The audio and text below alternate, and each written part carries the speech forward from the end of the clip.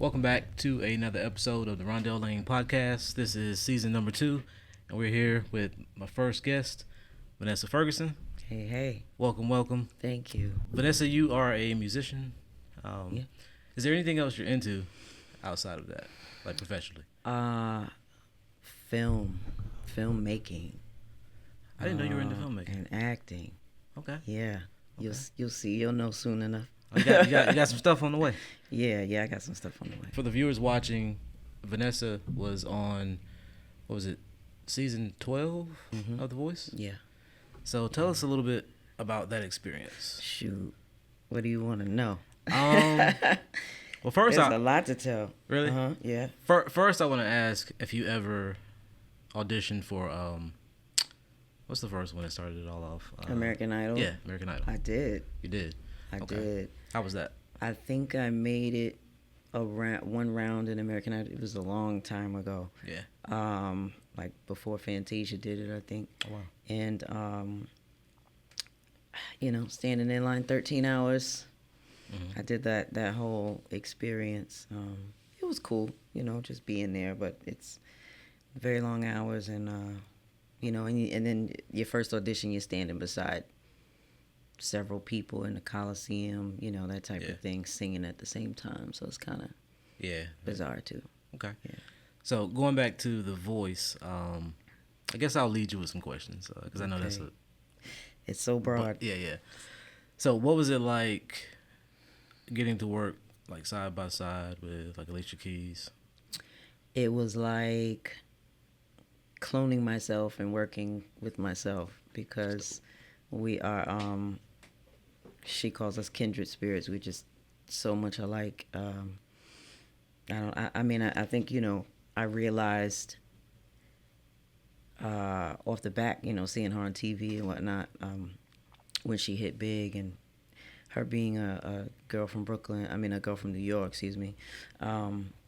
and playing the piano and that type of stuff, it was like, oh, that's just like me, So I've noticed similarities off gate, but then getting to meet her and her personality is just like mine. I don't know. It's weird. It's really strange sometimes. We even sound alike sometimes, our talking voice and whatnot. So, but we just had a good time. We did. She let me do what I wanted, basically. She had some ideas, but she let me be myself. She let me dress how I wanted, sing what songs I wanted, play piano if I wanted to. She let me rap.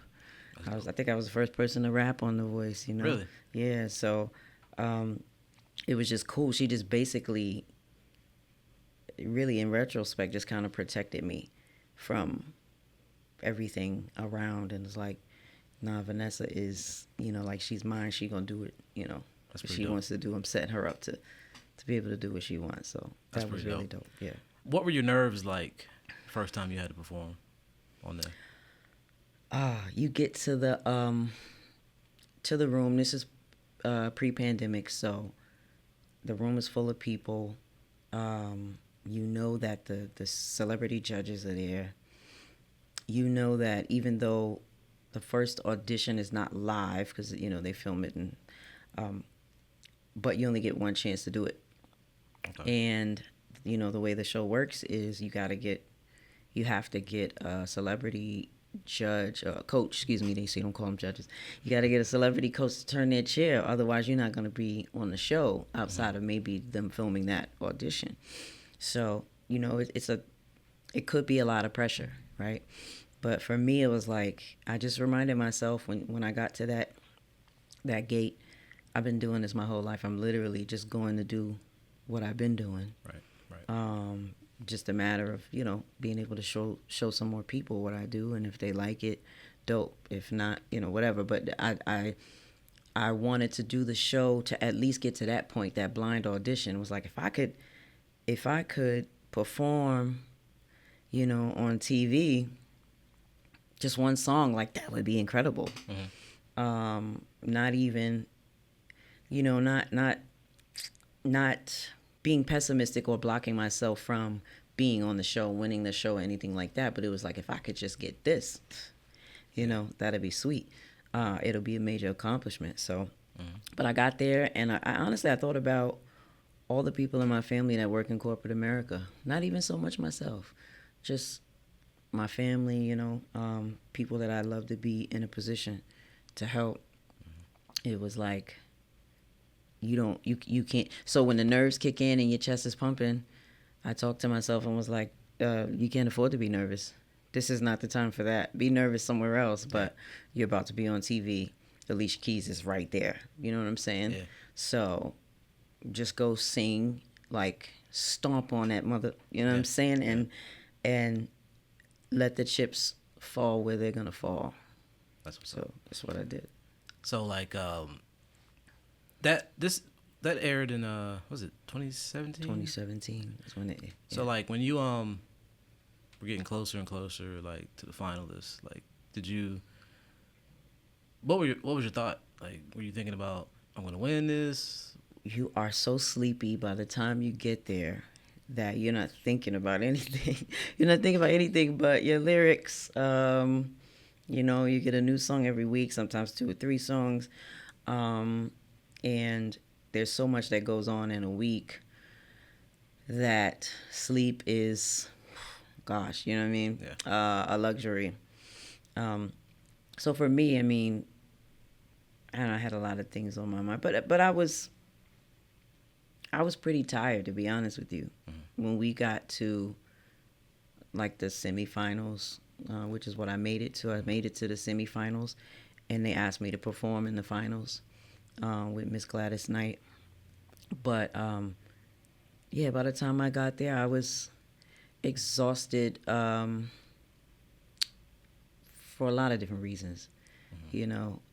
Not just the stress of the show, not just sleep deprivation, for me, dehydration, but it's, I don't know, it's a lot. You're away from your family. These are some of the things that people don't really talk about. I was gonna ask, like, how often did you get to talk to your family? Not very often. At the time, not very often. But the show, I want to say I first auditioned in August. Okay. I auditioned in August of 2016, and so the show went. Granted, it was some back and forth, flying back and forth to LA, but the show for me didn't end until like May of 2017. So almost a whole year of working on it. So by the time we got to the end, it was just like, and it was, I had the same mindset from when I started. Like, I'm gonna take whatever I'm supposed to get, and I'm not really worried about what's not gonna happen or whatever, because it was just such an amazing step and an amazing opportunity that I really wasn't sweating anything else. I would have enjoyed having the free car. Yeah. You know what I'm saying? And the $100,000 I think they were given. But it was like, whatever's for me is for me, period. It's always been that way. It always will be. Yeah. So I wasn't really sweating the other stuff. But honestly, when they didn't call my name to move forward, the first feeling I had was relief. Really? It was. It was, which is That's crazy. How it was when I got fired. Yeah, see? I was like, yeah. See, and it's crazy because you're holding on to something and like, all right, I'm going to do this. I'm going to work hard. And then when they let you go from something that you're not even really, you're not supposed to have, when it's time for you to be let go, it's like, oh, yeah, that was actually needed. Do you still have contact with Alicia Keys or any of the other contestants that were on the show? You was looking at my phone? No. Yeah. We as far as the contestants, it's almost like, they say you go to war and you guys all get PTSD together. You just bonded, brothers. That makes sense. It's like that. Gotcha. It's like that. Gotcha. Because there was, granted, emotions are high. There's a lot going on. Mm-hmm. You're seeing your friends go home. Especially at times when you feel like they shouldn't have gone home, things like that. People have families and babies, and it's a lot. It's a lot of work, like I said, and sleep deprivation. But you definitely have. You don't really have anyone but each other in that time. So you, if you're compatible enough, you'll build friendships. So I got a lot of good friends. I don't even want to start calling names because I don't want to miss somebody's name, but definitely Troy, Jesse, Stephanie Rice, Felicia Temple, just, a number of folks that I'll always be connected to. Yeah. So I was doing a little research. And yes, I still talk to Alicia Keys. You do? Yeah. You'll see. Okay. I'm looking forward to that. All right. Yeah, I was doing a little research leading up to this interview, and I don't know if you're familiar with Screen Rant, but it's like a pop culture news. Okay. They're big on YouTube. They have a website. Okay. And it was going into like some of the least known things from The Voice or whatever. Okay. And I guess a few years ago, a contract leaked. Oh, let's talk about some stuff I'm not supposed to talk about. Well, let's do it. Not necessarily going to that, but it goes back to the music industry in general. So basically, what it was saying, in short, they basically own you. There was also a clause in there that said that they could send, I think, a winner. They could send them to like mental health evaluations. Like you have no say. So I don't recall that. Yeah, but I'm just going by what I read in there. Yeah. And I did read my contract, but I don't. I mean, And it could maybe it changed. I don't know. Maybe it changed. It could be something that someone sort of maybe put two and two together after looking at some roundabout, you know what I'm saying, circumstance or whatever. But I mean, there's definitely mental health evaluations that go on, So, I guess going like off of that and what we've heard over the last decade, which is why I don't know why they let me on in the first place. Sorry to cut you off. So we hear a lot of stuff about the music industry, and as as far as like they own you, and so knowing that, like, what keeps you, I guess, interested in making music? Well, first, are you trying to get signed anywhere, or is that a goal of yours? I don't know. I honestly don't know if that's a goal. I think that was a goal maybe a long time ago, a faraway goal. I think now I'm focused on my smaller goals and things that I'm in control of, that I can be in control of, which is making the music that I really love. I think that's my primary focus. Like, to be able to say, I made this and I actually want to listen to it, and I've been doing that lately, and so that to me is the flyest thing ever. And deal or no deal, it's like, it's just really, really satisfying. So, and then there are things that happen, on the back end. You make something that's great, you want to promote it, market it, get people to hear it, obviously, maybe get it to make some money on the radio. Shout out to 90.1, 97.1. It's been spinning my stuff. 103.1. You want to get it heard, make a few residuals off of it, and really, I think I'd love to do some, more than anything, to get some licensing done. I'd love to have my stuff in some movies and things like that. Do you write your own songs? Or yes. Okay. All of them? Yes. Not all of them, and not all of them. You would have had to hear how that worked out in my head. So, there are some songs that I'll write totally by myself, write and produce the music. There are some songs I may get a little arranging done from my boy Drees, actually, over at Global Sound. There are some things I'll get some writers to help me with. So I got some amazing writers I'm connected to. Shamar, Anicia, a young guy goes by Dory. His name's Dorian. Some amazing writers I'm connected to, and some of them have, assisted me on some writing or like arranging, that type of thing. So it just depends. It depends on the song. If I hear something and I have an idea for the whole song, I'll do the whole song. I typically like to write on my own, but sometimes I'll get stuck. You know, especially if I'm writing to someone else's production, I may get stuck on a chord change or something, and I reach out to Anicia, and she's hitting me back, you know, driving with the voice memo like, yo, I got you, you know. So yeah, it's definitely dope to have, you know, help by some of those. Matthew Jarrett has helped me with a song or two. So yeah. Would you classify yourself as an R&B singer, pop? Like, what are you doing? Are you learning dance routines, pop locking videos? Like, what? I don't know if I would classify myself. I'm a classically trained vocalist. First trained in the church, you know. So I've been a gospel singer my whole life. I've been a classical singer since maybe about 13. R&B has always been in my life. You know, my first talent show, I did an R&B song. I was in the 5th grade. I tend to write more R&B, but I got some singer-songwriter type of stuff.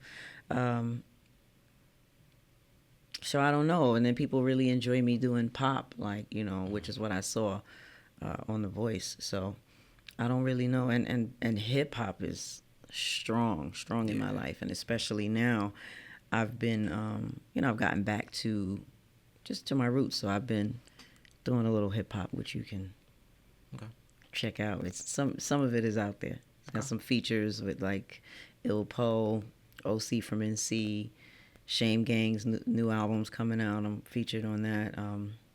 So yeah, all of it.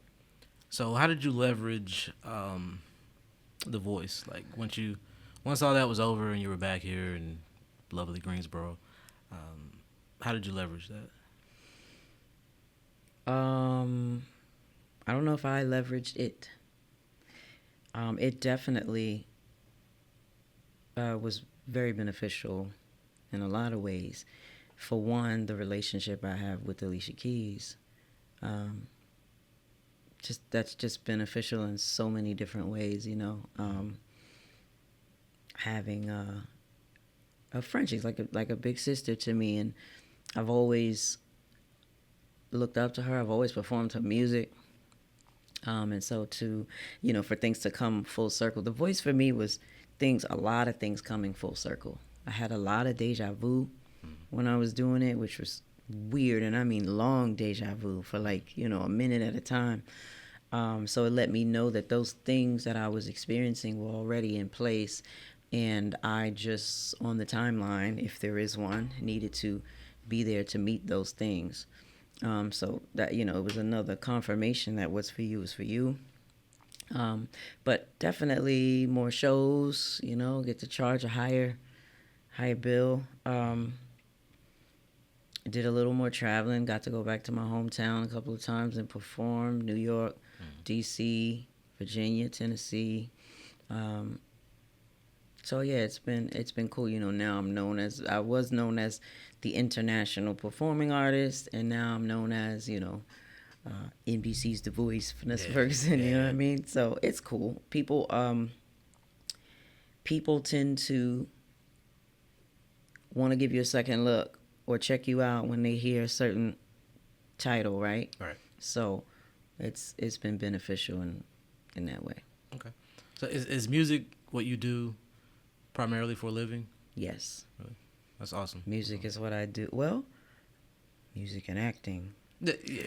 And then hopefully filmmaking. But yeah, music has been it since I was 13. Okay. Yeah, I'm not gonna say how old I am now, cause. So you know, I know how old you are. I googled you. I know you know. I know now. No, it's out there. It's out there. So, I'm coming up on 20 years in my professional. Really, I was a professional musician at 13, but a professional artist at 18. Okay. So I'm coming up on it's my 20th. This is my 20th year. Wow. Okay. So I saw earlier in the pandemic, you were moving and shaking with was it Big Daddy Kane? Oh yeah. Yeah. Yeah, I think we linked we might have linked as early as like 2015, 2016, maybe. I've been rocking with Kane for a number of years now. Whenever he does his live band thing, which is dope. It's really dope. What's some other celebrity artists you've been able to work with? And you know, I would have to think about it because it's not something that I've just always tried to. Obviously, there are artists that I admire that have done some crazy things and they're known all over the world. At the same time, they're people, and thankfully, I've been able to be around real people. You know, mint condition. You know, I mean, I'd have to think about it, but it's for me about cultivating sincere, safe relationships with people, celebrity or not, and you know, people that are gifted and ambitious and really want to like do some stuff, you know. Gotcha.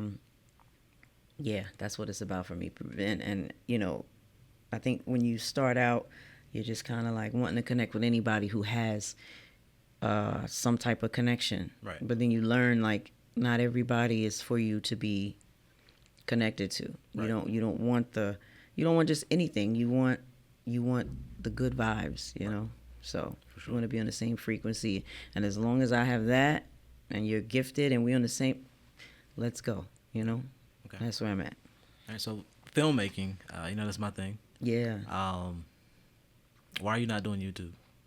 Why am I not doing YouTube? Yeah. Why don't you have a? Why are you not documenting your whole like process? The whole thing. Yeah. Honestly, I have been hush hush about it till now. And I think maybe what I may do is because I'm documenting. I just haven't released anything. Okay. Nobody really knows except the people involved. Because that's just kind of how you have to do things, especially in the music, really in any aspect of your life. You want to let people know about things at the right time, you know, not always when you've conceptualized the idea and you haven't, you know, put it into motion. But because a lot of things can try to prevent you from making things happen. Yeah, I've been working on a project since maybe since 2020. So 3 years in. We're editing. We've got maybe 2 scenes to shoot. And it's an incredible project, not just because I'm doing it, but everybody involved. I have some amazingly talented people. I don't even feel like I need to say that. Like, it's going to be something where it's like, here's this. You know what I'm saying? And people are going to be like, oh, snap. That's dope. I'm excited. Whether they know this artist or that one, it's dope, period. And that's, you know, that's what I'm about. I don't want to do anything unless I'm in love with it. And because I am the director, the producer, the composer, the vocalist, you know, the singer, the rapper, and the actress. It's like, you know, I've been able to be in good control of it, and looking forward to putting something out there that I really think people are gonna like, something that I'm proud of. Are you doing any, like, so currently, like, are you putting out any like reels or TikToks or anything not necessarily associated with that particular project, but just in general? I just lost access to my little TikTok page, which it's not a big deal because it wasn't much on there. Like, my grandma's on there dancing and stuff. I just started a new page called Official Vanessa Ferguson. And then on my other social media is Van Ferg Official. I do a little on Instagram, really after The Voice. Like, they ask, you know, for your Instagram and your things like that, and I had to go dig and find my passwords because I wasn't even on Instagram. I do Facebook, you know, mostly. I'm one of the original Facebook members. You know what I'm saying? When you had to have a college. I was in college when it came out. Yeah, you had to have a college email and all that. Right. So, and I prefer Facebook because you get to you can just post a word status. You can post pictures, videos, or that whole thing. So I do Facebook big time, Instagram moderately. Getting better with that. And you start to see certain people following you on Insta. And you're like, oh, maybe I should be posting. Like Questlove is following me. Okay, maybe I'll post something. And then Twitter. I just deleted my Twitter the other day because I don't use it. I've never had Twitter. No? Yeah, I've never. It was like popping at one point. Yeah, I don't know. I got over all the social media, so. Yeah, it's a lot. Facebook. I missed that wave. Yeah, Facebook and Instagram was always enough for me. Yeah. Well, TikTok, I like TikTok. I just recently got into it because I'm an old head. Like my stepdaughter was, into TikTok a long time ago. Now the old heads have taken over. Mm-hmm. But I just posted my first singing video on my TikTok, official Vanessa Ferguson. But yeah, I'll be definitely posting some things. So I got some reels on Instagram. I'll have some singing videos on TikTok. Yeah. And then there's always the Vanessa Ferguson Facebook page. Okay. Now I bring it up because in my profession I work with a lot of people that make content. Uh-huh. YouTube, they're doing reels, TikToks. I mean, they're making insane amounts of money. Insane amounts of money? Yes. I need to know these people. Yes. Do they have good vibrations? Yes. Listen. So you need I know. And you kind of you already have a following, so it's like yeah. And I have the following to like monetize. You'd be able to monetize some things, and it's definitely been on my mind. It's just I've been so preoccupied with music and health lately. And really, I was born in the wrong time. This whole internet and social media thing, I was born in the wrong time. But I'm doing my best to fit in here. You got like the old soul type Definitely. vibe to me. Yeah. Definitely. I was born like this. My nickname was Granny when I was a baby. So we kind of, you just spoke on health issues, and we're talking off camera. So what's the condition that you deal with? Endometriosis. Okay. And then that's a big thing in the black community, correct? Yeah, I think it's big period though.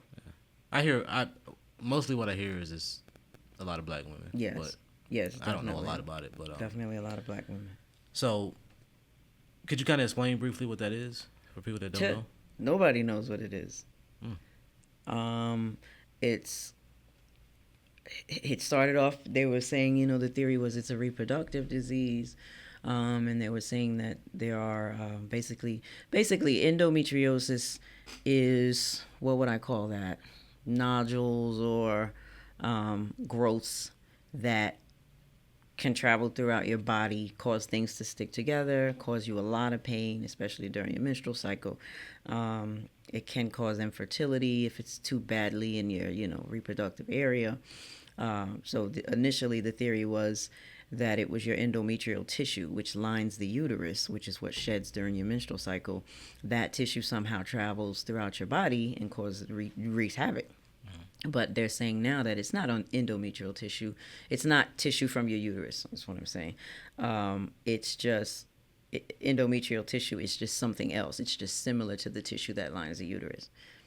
So who knows, right? Mm-hmm. But and they don't know where it comes from. They don't know why it travels. They don't know how it travels. You just basically have these non-cancerous growths, and they can be found in your lung. I think it was found as far as someone's brain before, but they get into areas and they cause a lot of pain for not everyone, but for a lot of us. And like for me, my very first cycle at 13, I was sent to the hospital. I was in church, scheduled to, they had called us up. I was scheduled to play for the children's choir, play piano, and I couldn't move. When they called us, I just couldn't move. And that was the start of hell on earth for me for the last 25 years. So for me, it was nothing to, you see the ambulance coming, they coming to get Vanessa, I'd be on the floor. I'm sweating. I'm vomiting. The pain's so bad I can't cry. Wow.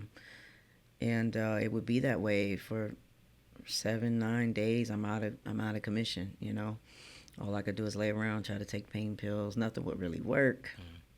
So yeah, it's been a huge struggle, and still is. I just had surgery. They found endometriosis in my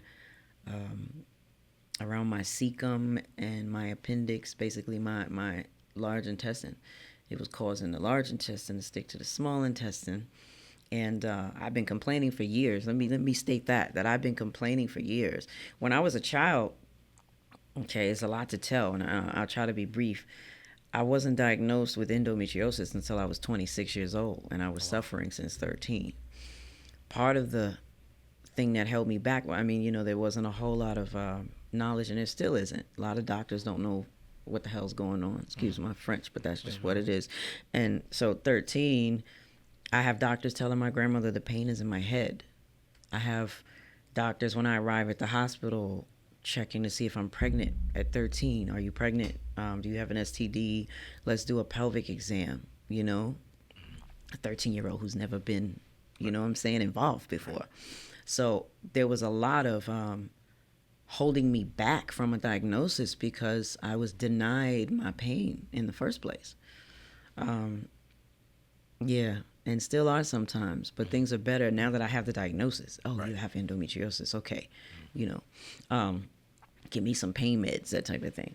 And I forgot where I was going with all that, but it's been a struggle. So recently I just had surgery to anything that the endometriosis touches. Basically, they have to, sometimes they can pull it off, burn it off, but they have to remove, you know, that body part a lot of times. And so I got about 6 inches of my intestines removed 2 months ago. And it was right after a project I'm working on that you'll see later. And, you know, I've always just been working on my health in between my actual, you know, career work. And although it's been complete hell at times, it's been doable because it's kind of like I don't have a choice but to do it. My grandma will call me, "How, you know, you going to a show? Yeah. How are you feeling? Not that good. Well, I know, you know, I already know you're gonna push to do it anyway, because what are you gonna do? Lay there and do, you know, do nothing, achieve nothing? You're gonna be in pain anyway. Might as well do it." So a lot of my shows and things, people don't even know I did in pain. I come off stage and I'm, you know, or before I hit stage, I'm bent over. I can't stand up straight, you know. And the music starts, the band starts or whatever, and I'm giving it 100, yeah. And I get off that stage and I just, you know, I go lay down or whatever. But it's definitely been a struggle. So, but I appreciate you for touching on that. Yeah. It's also something that I didn't know if I want to talk about so publicly, because you don't want people to not want to enlist you or hire you for something, you know, because then it's like, oh, well, she's sickly, you know, she's got a chronic, you know. But like I said, I've only missed 2 engagements my entire career, and one of them wasn't paid, so it don't count. So, we got to wrap up pretty soon. Yeah. But I wanted to get to know, like, who Vanessa is outside of the music, outside of the film, acting. What are you into? Like, just, what's a hobby? What do you do when you're chilling? I'm into family. I go pick up my grandmother and take her for walks. We go walk in Walmart and Goodwill, and I'm into my family. You know, I was raised, my grandmother raised me and my sister along with some cousins. We have a pretty close-knit family. You know, she had 6 girls, 6 boys. My mother's the youngest of 12, excuse me. And, yeah, it's just all about family for me. But outside of that, I would say basketball was a huge deal for me. Are you ball? What? I can't. I'm terrible at sports. Really? Sports, yeah. It's cool. You're great at other things. Yeah. Basketball was it for me, you know, since a little girl, maybe about 5 or 6, in Brooklyn, New York, which is where I was born and partially raised. If I had a ball that I could just bounce on a stoop because I wasn't allowed to go around the corner because it was too dangerous to play, in the park with the big boys. If I had a ball that I could dribble, I was good, So definitely just basketball. I'm into nature. Definitely love to walk outside, go to the mountains, just sit by a lake, that type of stuff. Just anything peaceful, serene, healthy, You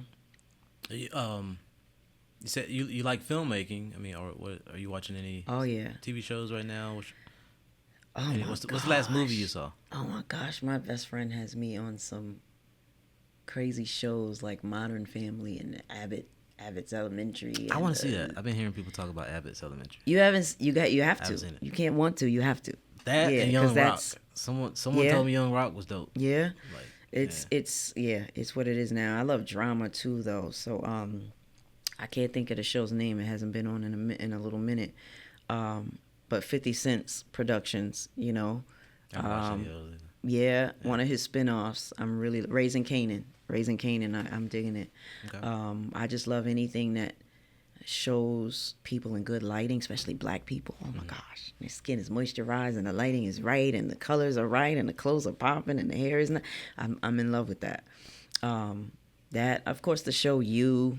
It was the last movie I saw was terrible. I don't even want to mention it. What is it? Fall. I think I heard of that. Yeah, don't hear of it. Is it on Netflix? Don't hear of it. Don't watch it. Okay. It's. I think I paid for it. I think it's on Apple TV or something. It was just in a movie theater. Okay. I saw the Whitney movie. I couldn't tell you a movie that. What's a movie that I loved recently? I don't know. But before we get out of here, let the people know where they can find you on social media. I don't want people to find me. You don't want people to find you? No. Social media is cool. Everything is at VanFerg Official. VANFERG Official. Except now my what do you call that? TikTok. What do you call that? My TikTok is Official Vanessa Ferguson. VANESSAFERGUSON. You got a website? VanessaFerguson.com. Okay. Mm-hmm. Okay. All right. Well, y'all holler at me. I appreciate you for coming on the show. Thank you for having me, man. No problem. Always love working with you. If Alicia Keys ever needs a photographer, yeah, let her. My name in I there. will. I got you. Okay. I got you for sure. All right. And thank you guys for tuning in for another episode. Like, share, subscribe. Go follow her, even though she doesn't want you to. No, follow me. It's okay. I mean, follow Jesus, but. I like that. But I'll catch you in the next episode. Yeah. Peace. All right. There we go. I'm gonna hit my mic on the way out. Oh, you're fine. Like a dork. Most of my guests hit the mic